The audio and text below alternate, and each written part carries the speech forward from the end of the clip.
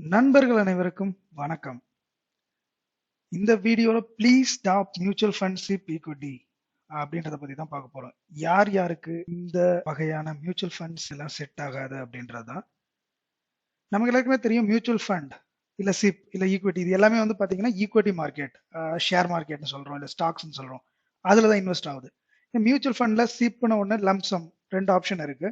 இது எல்லாருக்கும் தெரிஞ்சதுதான். நம்ம இந்த பர்டிகுலர் வீடியோல மியூச்சுவல் ஃபண்ட்னா என்ன, சிப்னா என்ன, ஈக்விட்டினா என்ன அப்படின்ற டீடைல்ஸை பத்தி பார்க்க வரல. யார் யாருக்கு இது எல்லாம் வேண்டாம், ப்ளீஸ் அவாய்ட் அப்படின்றதான் இப்ப பார்க்க வந்திருக்கும். ஈக்விட்டி மார்க்கெட் சொல்றது வந்து நம்ம இப்போ பேஸா இண்டெக்ஸ் எடுத்துப்போம், சென்செக்ஸ் நிஃப்டி இது ரெண்டு மட்டும் எடுத்துப்போம். ஸோ இந்த இதுல தான் எல்லா கம்பெனியும் வருது. ஸோ இன்வெஸ்ட் பண்றது பண்ணாததை தாண்டி பண்ணாதீங்க, பண்ணக்கூடாது, இல்ல பண்ண வேண்டாம் அப்படின்னு யாரெல்லாம் சஜஸ்ட் பண்றோம் அப்படின்றதான் இந்த வீடியோல பார்க்க போறோம். Don't do chip. எஸ், முன்னாடியே நம்ம தம்ப்நெயில்ல போட்டிருந்த மாதிரி don't do chip. Emotional and logic. மனுஷனுக்கு எல்லாமே வந்து ஒன்னு எமோஷன் பேஸ்ட், இன்னொன்னு வந்து லாஜிக் பேஸ்ட். நீங்க வந்து எய்தர் எமோஷனலாவும் இருக்கலாம், லாஜிக்காவும் இருக்கலாம். எல்லா விஷயத்திலயும் எல்லாருமே வந்து ரெண்டு விஷயமும் இருக்க மாட்டாங்க. ஒரு சிலர் எல்லா விஷயத்திலயுமே எமோஷனலாவும் முடிவு எடுக்க தெரியும், லாஜிக்கல் எது பெட்டர்னு எடுக்கும். நீங்க வந்து ஒரு எமோஷனல் பர்சன் இல்ல லாஜிக்கல் பர்சன் அப்படின்னு உங்களுக்கே தெரியும் அப்படின்னா நீங்க எமோஷனலா லாஜிக்கா எப்படி இருந்தா இந்த சிப்பை எடுக்க வேணாம் அப்படின்றத பார்ப்போம். நீங்க ஒரு லாஜிக்கோ இல்ல எமோஷனல் பர்சனோ சொல்லியாச்சு, ஓகே. லாங் டேர்முக்கு மணியை வந்து நான் ஈக்விட்டி மார்க்கெட்ல நான் இன்வெஸ்ட் பண்ணா எனக்கு ரிட்டர்ன் கிடைக்கும் அப்படின்றது லாஜிக். லாஜிக் அப்படின்னாலே அதுக்கு வந்து ஒரு டேட்டா இருக்கணும், அதுக்கு வந்து கண்டிப்பா ஒரு ப்ரூஃப் இருந்தா மட்டும்தான் அது வந்து ஒரு லாஜிக்கா இருக்கும். நீ இப்படி செய்யறது தப்புப்பா அப்படின்னா இதுக்கு முன்னாடி இப்படி செஞ்சது தப்புன்னு ஒருத்தங்களுக்கு தெரிஞ்சிருந்தாதான் அதை வந்து சொல்ல முடியும். அதுதான் லாஜிக். பட் எமோஷனல் அப்படின்னா என்னன்னா, நான் இப்போ வந்து லாங் டேர்முக்கு ஃபண்டை போட போறேன். எதுக்கு நான் ஒரு இடத்துல ரிஸ்கான இடத்துல போடணும்? நான் சேஃபா ஒரு இடத்துல வந்து பிபிஎஃப் மாதிரியோ, டெப்ட் ஃபண்ட் மாதிரியோ, பாண்ட் மாதிரியோ, லிக்விட் ஃபண்ட் மாதிரியோ உடனே எனக்கு எப்போ வேணுமோ அப்பயே நான் வந்து க்ளோஸ் பண்ணி எடுத்துக்கலான்ற மாதிரி இருக்கிறதுல போட்டு வைக்கிறது வந்து பெட்டர் ஆப்ஷன் அப்படின்னு நீங்க முடிவு எடுக்கிறீங்க அப்படின்னா நீங்க ஒரு எமோஷனலா யோசிக்கிறீங்க. கரெக்ட். லாஜிக்கா யோசிச்சதும் கரெக்ட் தான், எமோஷனலா யோசிச்சதும் கரெக்ட் தான். என்ன ஒரு விஷயம் முக்கியமா நீங்க பார்க்கணும் அப்படின்னா, equity market and dept market. இந்த டெப்ட் மார்க்கெட் எல்லாமே வந்து கவர்மெண்ட் செட்டட் இன்ட்ரெஸ்ட் ரேட். ஃபார் எக்ஸாம்பிளுக்கு 6 to 7% ஃபார் எஃப்டி அப்படின்னா அந்த ரேட் தான் கிடைக்கும். இதே லாஜிக்கல்ல பாக்குறப்ப இவ்வளவுதான் கிடைக்கும் அப்படின்னு சொல்ல முடியாது. அது maybe negative, maybe positive, even 100% கிடைக்கிறதுக்கான சான்சஸ் இருக்கு, -10% கிடைக்கிறதுக்கான சான்சஸ் இருக்கு. சரி, ஓகே. இப்ப லாங் டேர்ம்ல வந்து ஈக்விட்டியில இன்வெஸ்ட் பண்ணா பெனிஃபிட் வரும் அப்படின்னு லாஜிக்கலா திங்க் பண்ற நீங்களா இருந்தீங்க அப்படின்னா வேல்யூஸை வச்சு பார்த்தா தான் கரெக்டா இருக்கும். அதாவது டேட்டாஸ், இன்ஃபர்மேஷன். சரி, ஓகே. டேட்டா இல்லாத ஒரு விஷயம் வந்து லாஜிக்கலா இருக்கிறதுக்கான சான்சஸ் இல்லை, வாய்ப்பு இல்லை. டேட்டான்னு எடுத்துக்கிறப்ப பாத்தீங்கன்னா இப்போ நீங்க ஒரு 30 வருஷத்துக்கு முன்னாடி 1000 ரூபாவை வந்து நீங்க ஒரு எஃப்டில வந்து இன்வெஸ்ட் பண்ணி வச்சிருக்கீங்கன்னு வச்சுக்கோங்களேன். இன்னைக்கு தேதிக்கு 2022 பிகினிங், இந்த வாரெல்லாம் வரதுக்கு முன்னாடி டைம் வரைக்கும் தான் கால்குலேட் பண்ணியிருக்கேன். ஸோ அப்போ வந்து ஒரு 14,000 18,000க்குள்ள, ஏன்னா பேங்க்குக்கு பொறுத்து பர்சன்டேஜ் வேரி ஆகிறதுக்கான சான்சஸ் இருக்கு. ஸோ அதனால 18,000 வரைக்கும் வரதுக்கான சான்ஸ் இருக்கு. அதே மாதிரி கோல்டு, இதுவும் பாத்தீங்கன்னா பிஃபோர் உக்ரைன் வார், அதனால பாத்தீங்கன்னா 40,000 to 45,000 ருபீஸ் இன்வெஸ்ட் பண்ணிருந்தீங்கன்னா இவ்வளவுதான் வந்திருக்கும். ஆனா சென்செக்ல 30 இயர்ஸ்க்கு முன்னாடி இன்வெஸ்ட் பண்ணிருந்தீங்க அப்படின்னா அப்ராக்சிமேட்டா வச்சுக்கோங்களேன் ஒரு 2 lakh அண்ட் அபோவ் வந்திருக்கும். ஏன் அப்படின்னா இங்கதான் வந்து காம்பவுண்டிங், டிவிடெண்ட்ஸ், போனஸ், ஸ்பிளிட், இந்த மாதிரி நிறைய விஷயங்கள் வந்து இங்க நீங்க பார்க்க வேண்டியது இருக்கு. அப்படியெல்லாம் இருக்கிறதுனால நீங்க ஒரு 30 வருஷத்துக்கு முன்னாடி சென்செக்ஸ்ல வந்து 1000 ரூபாய் போட்டிருந்தீங்க அப்படின்னா இன்னைக்கு அதோட மதிப்பு வந்து அப்ராக்சிமேட்டா 2 லட்சம் ரூபான்னு வச்சுக்கோங்களேன். அதிகமா வேணாம், 2 லட்சம் ரூபாய். அன்னைக்கு இருந்த 1000 ரூபாய் இன்னைக்கு வந்து 2 லட்சம் ரூபாய் இருக்கு. எஃப்டில போட்டிருந்தப்பையும் இன்க்ரீஸ் ஆயிருக்கு, கோல்ட்ல போடுறப்பையும் இன்க்ரீஸ் ஆயிருக்கு, சென்செக்ஸ் நிஃப்டில போட்டிருந்தீங்கனால இன்க்ரீஸ் ஆயிருக்கும். பட் எவ்வளோ அப்படின்றது தான் அங்க வித்தியாசம். எஃப்டில போட்டிருந்தீங்கன்னா ஆவரேஜா மேபி அந்த டைம்ல 10% கொடுத்துருக்கலாம், அதுக்கப்புறம் 5%, 4% எப்படி வேணா போயிருக்கலாம். ஆவரேஜா 9% ரிட்டர்ன் கிடைச்சிருக்கு. கோல்டு 10% to 11% மேக்ஸிமம் இருக்கலாம். சென்செக்ஸ் வந்து 15% காம்பவுண்ட் ஆனுவல் ரிட்டர்ன் வந்து கொடுத்துருக்கு. ஸோ இதுல இருந்து டேட்டா படி கிளியரா ப்ரூவ் ஆகிற விஷயம் என்ன அப்படின்னா சென்செக்ஸ் வந்து ஆல்வேஸ் எஃப்டியும் கோல்டையும் பீட் பண்ணிருக்கு அப்படின்றது தான் லாஜிக் வித் டேட்டா. ஸோ இப்ப நீங்க வந்து எமோஷனலா ஒரு டிசைட் பண்றீங்க, நீங்க எமோஷனலா ஒரு முடிவு எடுக்கிறீங்க ஆளா இருந்தீங்க அப்படின்னா இங்கேயே நீங்க வந்து சிப்ப உங்களுக்கு சரி வராது அப்படின்னு எடுத்துக்கலாம். ஓகே, இப்போ வந்து டேட்டாவுக்கான லாஜிக்கான டேட்டாவை பார்த்தோம், அதே மாதிரி மற்ற இன்ஃபர்மேஷனையும் பார்ப்போம். இப்ப எந்த ஒரு நிறுவனமா இருக்கட்டும், ஃபார் எக்ஸாம்பிளுக்கு அது பேங்கா இருக்கட்டும், இல்ல டெப்ட் ஃபண்டா இருக்கட்டும், இல்ல பாண்டா இருக்கட்டும், எங்க உங்களுக்கு வந்து கவர்மெண்ட் செட் பண்ணியிருக்க ஒரு பர்சன்டேஜ் இல்ல பேங்க் கொடுக்குற ஒரு பர்சன்டேஜ்க்கு மேல அதிகமான பர்சன்டேஜ் கிடைக்குது, ஃபார் எக்ஸாம்பிள் பிபிஎஃப் விட அதிகமா கிடைக்கும், இல்ல பேங்க் எஃப்டியை விட அதிகமா கிடைக்கும் அப்படின்னு நினைக்கிறீங்களோ அந்த எல்லா இடத்துலயுமே ஒரு ரிஸ்க் இருக்கு. ஏன்னா எய்தர் நீங்க அங்க கொண்டு போய் அந்த பணத்தை மார்க்கெட்ல போடுவீங்க, இல்லையா உங்ககிட்ட இருந்து பணத்தை வாங்குற அவங்க அதை மார்க்கெட்ல தான் இன்வெஸ்ட் பண்றாங்க. ஸோ அங்க கண்டிப்பா உங்களுக்கு ரிஸ்க் இருக்கு. சரி, ரிஸ்க்னா என்ன ரிஸ்க்? ரிஸ்க் அப்படின்னா என்னன்னா ஈக்விட்டியில வாலட்டிலிட்டின்றது தான் பெரிய ரிஸ்க். வாலட்டிலிட்டி அப்படின்னா என்னன்னு பாத்தீங்கன்னா, இன்னைக்கு ஒரு ட்ரெண்ட் வந்து மேல ஏறிக்கிட்டே இருக்க கிராஃப் மாதிரி இருக்குன்னு வச்சுக்கோங்களேன், அது எக்ஸ்போனன்ஷியலா ஏறிக்கிட்டே இருக்குன்னு வச்சுக்கோங்க. அப்படியே தான் எல்லா நாளும் இருக்கும், இல்ல எல்லா மாசமும் இருக்கும், எல்லா வருஷமும் இருக்குன்னு சொல்ல முடியாது. மார்க்கெட் கண்டிஷனை பொறுத்து அது ஏறும், இறங்கும், இல்ல பிளாட் சர்ஃபேஸ் ஆஃப் மூவ் ஆயிட்டு இருக்கும். எப்பயுமே மார்க்கெட் வந்து ஏறிக்கிட்டே இருக்கும் அப்படின்னு சொல்ல முடியாது, பிளாட்டா இருக்கும்னு சொல்ல முடியாது, இறங்கிக்கிட்டே இருக்கும்னு சொல்ல முடியாது. இறங்கின மார்க்கெட் திரும்ப ஏறவும் செய்யலாம். எதுக்கான சான்சஸ் வேணா இருக்கு. இதுதான் வந்து வாலட்டிலிட்டி அப்படின்னு சொல்றாங்க. ஸோ இப்போதைக்கு உங்களுக்கு ரிஸ்க் எங்க இருக்கு அப்படின்னு தெரிஞ்சிருச்சு.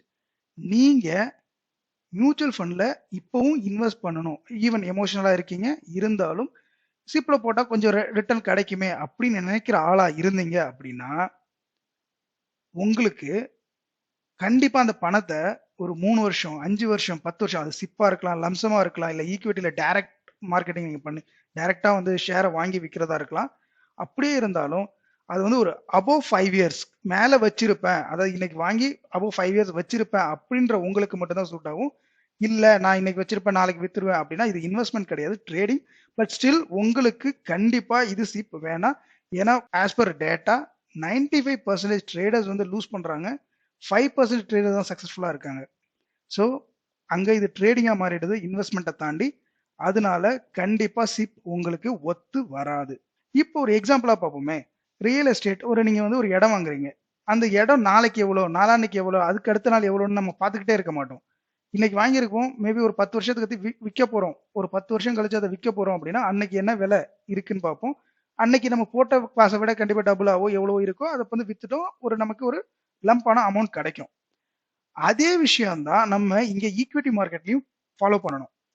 அதை விட்டுட்டு இன்னைக்கு காலையில போட்டுட்டு நாளைக்கு காலையில நான் எந்திரிச்சு பிரஷ் பண்றதுக்கு முன்னாடியே என் போர்ட்போலியோ எவ்வளவு இருக்கு, ஏறி இருக்கா இறங்கி இருக்கா, கிரீன்ல இருக்கா ரெட்ல இருக்கா, அடுத்தது கொஞ்ச நேரத்துல மார்க்கெட் ஏறுமா இறங்குமா, இது நம்ம போடுறது ஒரு சிப். ஈக்விட்டின்றது ஒரு இன்வெஸ்ட்மெண்ட். இன்னைக்கு எவ்வளவு என்ஐவி இருக்கு, நாளைக்கு நாளைக்கு எவ்வளவு என்ஐவி இருக்குன்னு டெய்லி அதை பார்த்துட்டு அதை வந்து ஒரு ஸ்ட்ரெஸ்ஸா நீங்களே ஏற்படுத்திக்கிற ஆளா இருந்தீங்கன்னா உங்களுக்கு ஈக்விட்டி சிப் மியூச்சுவல் ஃபண்ட் கண்டிப்பா வேண்டாம். அதே விஷயம் தான், நீங்க பிலோ 3 இயர்ஸ் இன்வெஸ்ட் பண்றீங்க அப்படின்னாலும் உங்களுக்கு equity chip mutual fund lump sum எந்த டெர்மினாலஜில சொன்னாலும் இல்லை எஸ்டபிள்யூபியாவே இருந்தாலும் உங்களுக்கும் அது செட் ஆகாது. அப்படி நீங்க வந்து எமோஷனலா இருக்கீங்க, 3 இயர்ஸ்க்குள்ள உங்களுக்கு அந்த ஃபண்ட் தேவைப்படும் அப்படின்னா நீங்க எதர் சிப்ல போடுறதுக்கு பதிலாக ஆர்டில போடுங்க, லம்சம்ல போடுறதுக்கு பதிலாக எஃப்டி இல்ல டெப்ட் இல்ல லிக்விட் ஃபண்ட், இந்த மாதிரி ஏதாவது ஒரு பெஸ்ட் ஆப்ஷனை நீங்க செலக்ட் பண்ணிக்கோங்க. இதுல தான் உங்களுக்கு கேரண்டீடான ரிட்டர்ன்ஸ் கண்டிப்பா தெரியும். ஸோ இன்னைக்கு போடுறீங்க, க்ளோஸ் பண்ற அன்னைக்கு என்ன வேல்யூ வரும் அப்படின்றது உங்களுக்கு முன்னாடியே தெரியும். அதுல வந்து வேற எந்த ஒரு ரிஸ்க்கும் பெருசா இருக்காது. எவ்வளோ அமௌண்ட் போட்டிருக்கீங்க, எவ்வளவு வரப்போகுது அப்படின்றதும் உங்களுக்கு தெரியும். ஆனா ஈக்விட்டி மார்க்கெட்ல இன்னைக்கு டவுனா இருக்கு, ஆனா 3 வருஷம் கழிச்சு நான் எடுக்கிற அன்னைக்கு டவுனா இருக்கு அன்னைக்கு நீங்க எடுத்தீங்கன்னா கண்டிப்பா நீங்க போட்ட பணத்தை விட கம்மியா இருக்கிறதுக்கான வாய்ப்புகள் ரொம்ப அதிகமா இருக்கு. அதே ஒரு 5 வருஷம் 10 வருஷம் 20 வருஷம் அப்படின்னு ஆகுறப்போ அப்ப இருந்த வேல்யூ என்ஏவியோட மதிப்பு அன்னைக்கு இருக்க என்ஏவியோட மதிப்பு இன்க்ரீஸ் ஆயிருக்கும். அப்போ பர்சன்டேஜ் மாறுறப்பையும் சரி, இதுல இங்கதான் வந்து நீங்க பாத்தீங்கன்னா இந்த ஆவரேஜிங்ன்றத பண்ணிருப்பீங்க. மேல மார்க்கெட் போறப்பையும் ஈக்குவல் இன்ஸ்டால்மெண்ட்ல வாங்கிட்டே வந்திருப்பீங்க, கீழே போறப்பையும் ஈக்குவல் இன்ஸ்டால்மெண்ட்ல வாங்கிட்டே வந்திருப்பீங்க. மார்க்கெட் எப்படி மேல போயிட்டு இருந்தாலும் வாங்கிட்டு இருந்திருப்பீங்க, கீழே வந்துட்டு இருந்தாலும் வாங்கிட்டு இருந்திருப்பீங்க. ஸோ அப்படி பாக்குறப்ப மார்க்கெட் வந்துட்டு இப்படி மேல போயிருக்கப்ப நீங்க எல்லா இடத்துலயும் வாங்கியிருக்கிறதுனால உங்களுக்கு ஒரு ஆவரேஜிங் வந்து கிடைச்சிருக்கும். ஸோ இங்க இருக்க என்ஐவி வந்து 10 ருபீஸ், இங்க இருக்க என்ஐவி 200 ருபீஸ் அப்படின்னா உங்களுக்கு அன்னைக்கு வந்து 100 ஷேர் வச்சிருக்கீங்கன்னா இன்டூ 100 20,000 ரூபாய் கிடைச்சிடும். அப்படி இல்லாம நான் இன்னைக்கு போட்டிருக்கேன் 3 வருஷத்துக்குள்ள எடுக்கணும்ன்றப்ப மார்க்கெட் திரும்ப டவுன் ஆகி திரும்ப வந்து 10 ருபீஸ்ல தான் இருந்துச்சு அப்படின்னா கூட அட்லீஸ்ட் நீங்க போட்ட பணம் நேரடியா கிடைச்சிரும். இல்ல 9 ருபீஸா இருந்துச்சு அப்படின்னா நீங்க போட்ட பணத்தை விட டவுனா தான் உங்களுக்கு கிடைச்சிருக்கும். அப்ப கண்டிப்பா உங்களுக்கு அது நஷ்டம் தான்.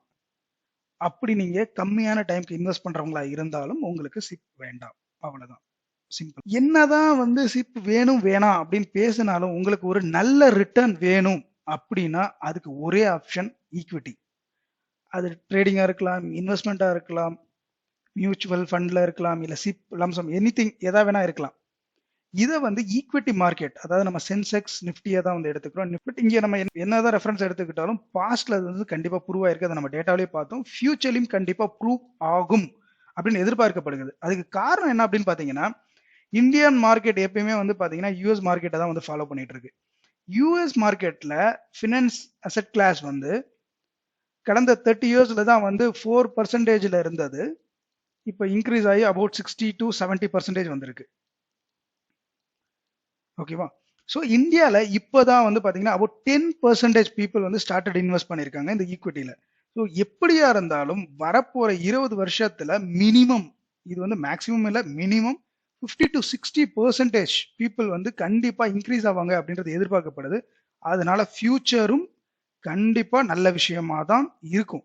அப்படி பாக்குறப்ப இப்ப இருக்கிற அமௌண்ட்டை இன்னும் 20 வருஷத்துக்கு அப்புறம் பாக்குறப்ப கண்டிப்பா 100% லாபம் தான் கிடைக்கும் அப்படின்றது வந்து கேரண்டியா சொல்ல முடியும். பட் இருந்தாலும் மார்க்கெட்டை ப்ரிடிக்ட் பண்ண முடியாது. எப்படி இப்போ உக்ரைன் ரஷ்யா வார் வந்ததுனால ஒரு ஸ்மால் கரெக்ஷன், ஈவன் கிராஷ் கிடையாது, ஒரு ஸ்மால் கரெக்ஷன் நடந்துச்சு. அதனால நம்மளால சொல்ல முடியாது. பட் நம்ம எப்பவுமே இந்த யூஎஸ் மார்க்கெட்டை ஃபாலோ பண்றதுனால நம்மளால கண்டிப்பா சொல்ல முடியும்.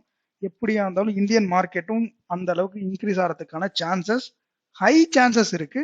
ஸோ உங்களுக்கு நல்ல ரிட்டர்ன் கிடைக்கணும். அதாவது வந்து 10%, 5% எல்லாம் தாண்டி ஒரு 15% அதோட காம்பவுண்டிங் எஃபெக்ட் அனுபவிக்கணும். டிவிடெண்ட், ஸ்டாக் ஸ்பிளிட், போனஸ், இப்படி எல்லாத்தோட மேல மேல மேல கிடைக்கணும் அப்படின்னா உங்களுக்கு இருக்கிற பெஸ்ட் ஆப்ஷன் ஈக்விட்டி. அதை நீங்க சிப்பா இருக்கலாம், லம்சம் பண்ணலாம், டைரக்ட் ஸ்டாக்ஸ் வாங்கி விற்கலாம். வாங்கிட்டு இன்வெஸ்ட்மெண்ட் இன்னைக்கு வாங்கிட்டு ஒரு 20 இயர்ஸ்க்கு அப்படியே. அதுக்கு முன்னாடி நீங்க பார்க்க வேண்டிய என்ன விஷயம்னா, இந்த கம்பெனி நல்லா பெர்ஃபார்ம் பண்ணுமா, யாரை நம்பி போடுறோம், அந்த கம்பெனியை பத்தி நமக்கு தெரியுமா அப்படின்ற மேட்டர் தான் நீங்க வந்து கவனிக்கணும். இன் ஷார்ட் சம்மரியா சொல்லணும்னா, இங்க 3 இயர்ஸ்க்குள்ள உன்னை க்ளோஸ் பண்ணி எடுக்கணும், பணம் உங்களுக்கு தேவைப்படும்னா உங்களுக்கு சிப், மியூச்சுவல் ஃபண்ட், ஈக்விட்டி கண்டிப்பா செட் ஆகாது. எமோஷனலா ஃபீல் பண்றீங்க, ரிஸ்க் இருக்கு அப்படின்னா உங்களுக்கும் செட் ஆகாது. ஸோ இனிஷியலா இப்பதான் ஸ்டார்ட் பண்ணிருக்கீங்க, இல்ல ஸ்டார்ட் பண்ணலாம்னு யோசிச்சுட்டு இருக்கீங்கன்னா அந்த பிளானை இங்கேயே ட்ராப் பண்ணிடுங்க. இல்ல எனக்கு வந்து இயர்ஸ் கன்ஸ்டைன் இல்லை, லாங் டைம் குட் வெல்த் நான் கிரியேட் பண்ணணும் அப்படின்றத மைண்ட்ல இருந்துச்சு அப்படின்னா யூ ஆர் ஆல்வேஸ் வெல்கம். நீங்க இன்வெஸ்ட் பண்ணலாம். இது கண்டிப்பா மார்க்கெட் உங்களை கைவிடாது, ரிட்டர்ன்ஸ் கண்டிப்பா கிடைக்கும். அஃப்கோர்ஸ் வாலட்டிலிட்டி இருக்கும். அதனாலதான் நீங்க கண்டினியூஸா ஸ்டே இன்வெஸ்டடா இருந்தீங்க அப்படின்னா அந்த வாலட்டிலிட்டியை உங்களால பீட் பண்ண முடியும். ஹை ரிட்டர்ன்ஸ் கண்டிப்பா நீங்க எக்ஸ்பெக்ட் பண்ணலாம். இந்த பர்டிகுலர் வீடியோல நான் சிப்பை பத்தி, மியூச்சுவல் ஃபண்டை பத்தி பேசல. அது யாருக்கு ஒத்து வரும், யாருக்கு ஒத்து வராது அப்படின்றதான் பேசியிருந்தேன். இந்த வீடியோ உங்களுக்கு பிடிச்சிருந்துச்சுன்னா உங்களுடைய நண்பர்கள், உறவினர்கள் கூட ஷேர் பண்ணுங்க. கீப் வாட்சிங், சப்ஸ்கிரைப், கீப் வாட்சிங் அண்ட் சப்ஸ்கிரைப். தேங்க்ஸ்.